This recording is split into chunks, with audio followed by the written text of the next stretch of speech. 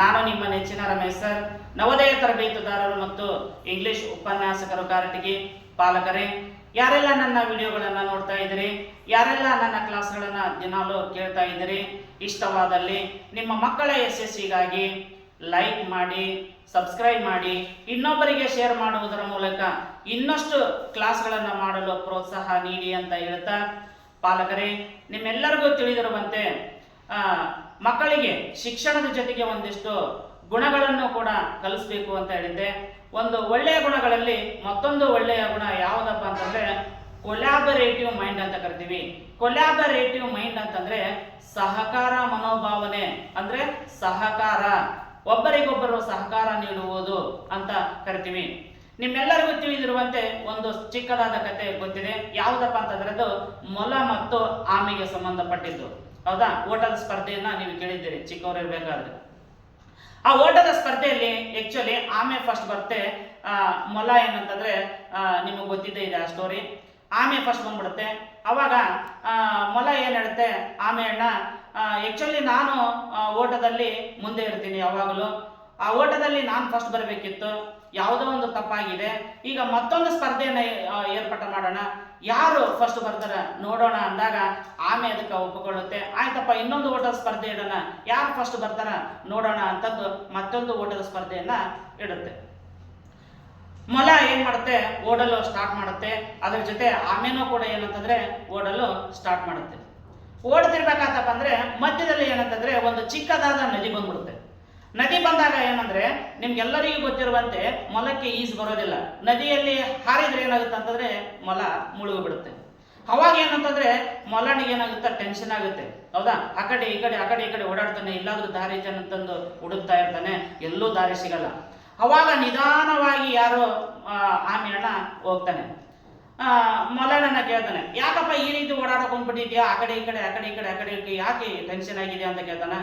ಇಲ್ಲ ಆಮೇಣ, ಈ ನದಿ ಬಂದ್ಬಿಟ್ಟಿದೆ, ಈಗ ನದಿಯಿಂದ ಆಚೆ ನನಗೆ ಅಲ್ಲಿ ಗೆರೆ ಇದೆ, ಅದನ್ನ ನಾನು ಮುಟ್ಬೇಕಾಗಿದೆ, ಈಗ ಈ ನದಿಯಲ್ಲಿ ನನಗೆ ಈಜು ಬರಲ್ಲ, ಏನ್ ಮಾಡೋದು ಅಂತ ಹೇಳ್ತಾನೆ.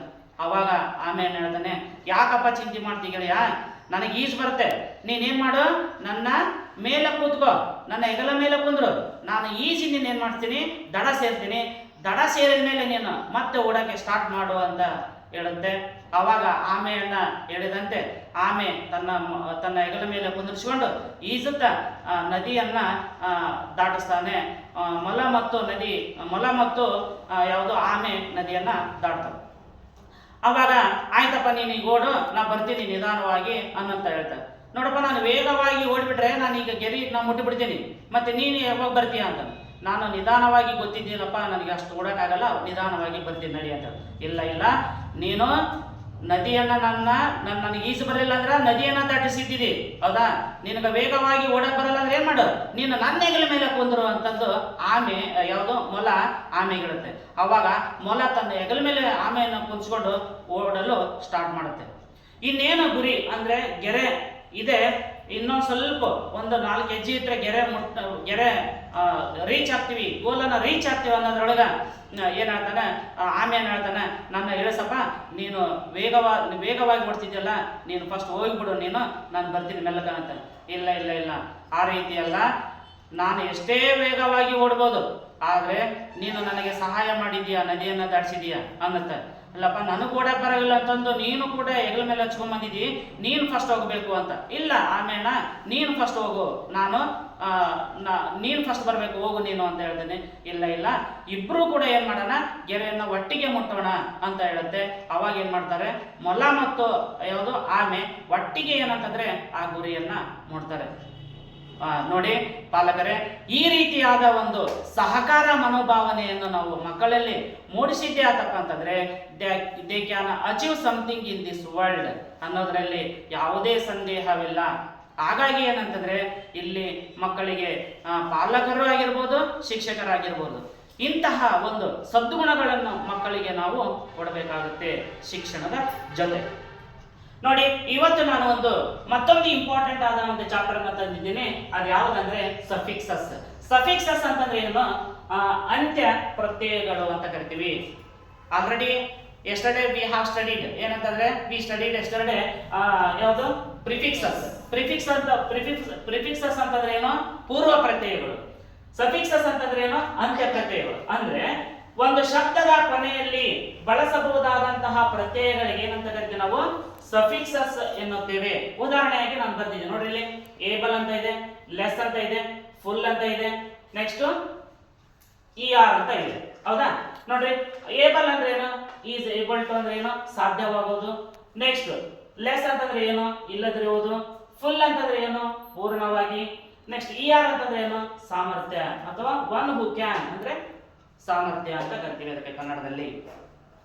ನೋಡಿ, ಇಲ್ಲಿ ಕೂಡ ಒಂದಿಷ್ಟು ಲಕ್ಷಣಗಳಿವೆ ಸಫಿಕ್ಸ್ ಅಲ್ಲಿ. ಸಫಿಕ್ಸ್ ಕೂಡ ಒಂದು ಶಬ್ದದ ಅರ್ಥವನ್ನು ಬದಲಾಯಿಸಬಲ್ಲದು. ಅಲ್ಲದೆ ಕೆಲವು ವಿರುದ್ಧ ಆಪೋಸಿಟ್ ಆರ್ ಆಂಟೋನಿಮ್ ಪದಗಳಾಗಿ ರೂಪುಗೊಳ್ಳುತ್ತವು. ಹೌದಾ? ಹೆಂಗೆ ಸಫಿಕ್ಸಸ್ ನಾವು ಕಲ್ತಿದೀವಿ ಅದರದೇ ಲಕ್ಷಣಗಳು ಈ ಸಫಿಕ್ಸ್ ಅಲ್ಲಿ. ಪ್ರಿಫಿಕ್ಸ್ ಯಾವ ಲಕ್ಷಣಗಳಿದಾವೋ ಸಫಿಕ್ಸ್ ಅಲ್ಲಿ ಕೂಡ ಏನಂತಂದ್ರೆ ಅದೇ ಲಕ್ಷಣಗಳು ಇದಾವೆ. ನೋಡ್ರಿ, ಇಲ್ಲಿ ಏಬಲ್. ನೋಡ್ರಿ, ಇಲ್ಲಿ ಈ ಏಬಲ್ ಒಂದು ಬೇಸ್ ಹೊರಡಿದೆ ಎಂಜಾಯ್ ಅಂತ. ಅದಕ್ಕೆ ಎಂಜಾಯ್ಗೆ ಏಬಲ್ ಸೇರಿಸಿದ್ರೆ ಏನಾಗುತ್ತದೆ? ಎಂಜಾಯಬಲ್ ಆಗುತ್ತೆ. Next ಅವಾಯ್ಡೇಬಲ್. Next dependable. Next R ಇದೆ ನೋಡ್ರಿ. ಈಗ ಟೀಚರ್ ಇದಕ್ಕೆ ಏನ್ ಸೇರಿಸಬೇಕು? ಆರ್ ಸೇರಿಸಿದ್ರೆ ಏನಂತ? ಟೀಚರ್. ವರ್ಕರ್. ಸ್ಪೀಕರ್. ನೆಕ್ಸ್ಟ್ ಇಲ್ಲಿ ಫುಲ್ ಇದೆ ನೋಡ್ರಿ. ಹೌದಾ? ಪ್ಲೇ ಇದೆ, ಪ್ಲೇಫುಲ್. ಹೌದಾ? ಹೆಲ್ಪ್ ಇದೆ, ಹೆಲ್ಪ್ಫುಲ್. ಓಕೆನಾ? ನೆಕ್ಸ್ಟ್ ಹೋಪ್ ಇದೆ, ಹೋಪ್ಫುಲ್. ನೆಕ್ಸ್ಟ್ ಇಲ್ಲಿ ನೋಡ್ರಿ, ಲೆಸ್ ಇದೆ. ಓಕೆನಾ? ಲೆಸ್. ಹೋಮ್ ಏನ್ ಸೇರಿಸಿದ್ರೆ ಲೆಸ್ ಸೇರಿಸು. ಓಕೆನಾ? ಹೋಮ್ಲೆಸ್. Next fearless. ಕೇರ್ಲೆಸ್. ಈ ರೀತಿ ಏನಂತಂದ್ರೆ ನಾವು ಒಂದು ಶಬ್ದದ ಕೊನೆಯಲ್ಲಿ, ಓಕೆನಾ, ಒಂದು ಶಬ್ದದ ಕೊನೆಯಲ್ಲಿ ಒಂದಿಷ್ಟು ಪ್ರತ್ಯಯಗಳನ್ನ ಬಳಸ್ತೀವಲ್ಲ, ಅದಕ್ಕೆ ಏನಂತ ಕರಿತೀವಿ ನಾವು? ಸಫಿಕ್ಸಸ್ ಅಂತ ಕರಿತೀವಿ. ಇವು ಯಾವಾಗಲೂ ವರ್ಡಿನ ನಂತರ ಬರುತ್ತೆ. ಅಂದ್ರೆ ಒಂದು ಒಂದು ಶಬ್ದದ ನಂತರ ಏನಂತಂದ್ರೆ ಇದು ಬರುತ್ತೆ. ನೆಕ್ಸ್ಟ್ ನೋಡ್ರಿ, ಒಂದಿಷ್ಟು ನಾನು ಎಕ್ಸಾಂಪಲ್ಗಳನ್ನು ಕೂಡ ಬರೆದಿದ್ದೀನಿ. ಹೌದಾ? ಈ ಸಫಿಕ್ಸಸ್ ಮೇಲೆ ಒಂದಿಷ್ಟು ಎಕ್ಸಾಂಪಲ್ ಅನ್ನು ಬರೆದಿದ್ದೀನಿ. ಇವು ಪರೀಕ್ಷೆಯಲ್ಲಿ ಕೂಡ ಈ ತರ ಎಕ್ಸಾಂಪಲ್ಗಳು ಬರ್ತವೆ. ನೋಡ್ರಿ, ಈಗ the suffix Ness had with. ನೋಡ್ರಿ, ದ ಸಫಿಕ್ಸ್ ನೆಸ್ ಅಂತ ಇದೆ, ಇದು ಸಫಿಕ್ಸ್. ಈ ಸಫಿಕ್ಸ್ ಹ್ಯಾಡ್ ವಿತ್ ನೋಡ್ರಿ ಆಪ್ಷನ್ ಇರ್ತಾವ. ಸ್ಟ್ರಾಂಗ್ ಈ ಸೇರಿಸಬೇಕು, ಬ್ಯೂಟಿಫುಲ್ ಸೇರಿಸಬೇಕು, ಕೈಂಡ್ ಸೇರಿಸಬೇಕು, ಅರ್ಲಿ ಸೇರಿಸಬೇಕು. ಓಕೆನಾ? ಈ ನೆಸ್ ಅನ್ನೋದು ಎಲ್ಲಿ ಸೇರಿಸಬೇಕು ನಾವು? ಕೈಂಡ್ನೆಸ್. ಈ ರೀತಿ ಆಪ್ಷನ್ ಗಳನ್ನ ಕೊಟ್ಟಿರ್ತಾನೆ. ನೆಕ್ಸ್ಟ್ ನೋಡ್ರಿ, the suffix of perfect is. ನೋಡ್ರಿ, ಕೆಳಗಿದೆ ಇಂಪರ್ಫೆಕ್ಟ್ ಯಾವ್ದಿದು? ಪ್ರಿಫಿಕ್ಸ್ ಆಗುತ್ತೆ. ಅನ್ಪರ್ಫೆಕ್ಟ್ ಯಾವ್ದು? ಪ್ರಿಫಿಕ್ಸ್ ಆಗುತ್ತೆ. ನೆಕ್ಸ್ಟ್ ಪರ್ಫೆಕ್ಟ್ಲಿ ಏನಾಗುತ್ತೆ? ಇದು ಸಫಿಕ್ಸ್ ಆಗುತ್ತೆ. ಈ ರೀತಿಯಾದಂತಹ ನಾವು ಏನಂತಂದ್ರೆ ಸಫಿಕ್ಸ್ ಗಳನ್ನ ಯೂಸ್ ಮಾಡ್ತೀವಿ ಪರೀಕ್ಷೆಯಲ್ಲಿ. ನೋಡಿ, ಇನ್ನೊಂದು ಸೆಂಟೆನ್ಸ್ ಇದೆ. The suffix ful add with ಎದಕ್ಕೆ ಸೇರಿಸಬೇಕು? ನೋಡ್ರಿ, ಎಂಜಾಯ್ ಸೇರಿಸಬೇಕು, ಕರೇಜ್ ಸೇರಿಸಬೇಕು, ಬ್ರೇವ್ ಸೇರಿಸಬೇಕು, ಕಲರ್ ಸೇರಿಸಬೇಕು. ಕಲರ್ ಸೇರಿಸಬೇಕು, ಅದೇನಾಗುತ್ತೆ? ಕಲರ್ಫುಲ್ ಆಗುತ್ತೆ. ಈ ರೀತಿಯಾದಂತಹ ಏನಂತಂದ್ರೆ ಸಫಿಕ್ಸ್ ಗಳನ್ನ ನಾವು ಏನಂತಂದ್ರೆ ಬಳಸ್ತಾ ಬರ್ತೀವಿ. ಒಂದು ಬೇಸ್ ವರ್ಡಿಗೆ ಸಫಿಕ್ಸ್ ಅನ್ನ ಸೇರಿಸ್ತಾ ಬರ್ತೀವಿ. ಈ ರೀತಿಯಾದಂತಹ ನಾವು ಸಂಪೂರ್ಣವಾಗಿ ಅಭ್ಯಾಸ ಮಾಡಿದ್ದೇ ಆತಪ್ಪ ಅಂತಂದ್ರೆ ಪರೀಕ್ಷೆಯಲ್ಲಿ ಇದ್ರ ಮೇಲೆ ನಾವು 1 ಅಂಕ ಗಳಿಸೋದಂತೂ ಗ್ಯಾರಂಟಿ. ಓಕೆನಾ? ಎಲ್ಲರಿಗೂ ಅರ್ಥ ಆಗಿದೆ ಅಂತ ಅನ್ಕೊಂತೀನಿ. ಮತ್ತೆ ಏನಂತಂದ್ರೆ ಮುಂದಿನ ವಿಡಿಯೋದಲ್ಲಿ ಮತ್ತೆ ಭೇಟಿ ಹೋಗೋಣ. ಎಲ್ಲರಿಗೂ ಗುಡ್ ಲಕ್.